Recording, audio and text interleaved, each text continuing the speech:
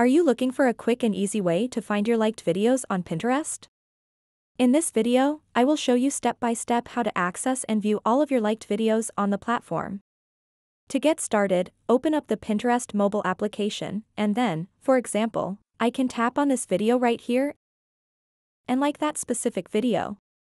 So now, if I want to see all the liked videos, I just go back to the homepage and then tap on the profile picture icon at the bottom right corner of the screen.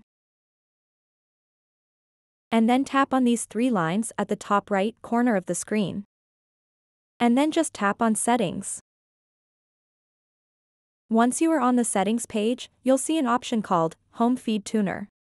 So go ahead and tap the Home Feed Tuner. As you can see, this is the exact video I liked earlier.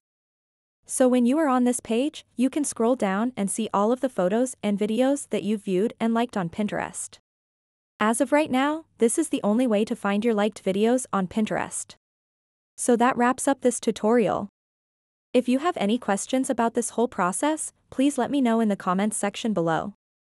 And if this video helped you out, please give it a big thumbs up and subscribe to this channel for more tutorial videos like this one. Thank you so much for watching and have a good day.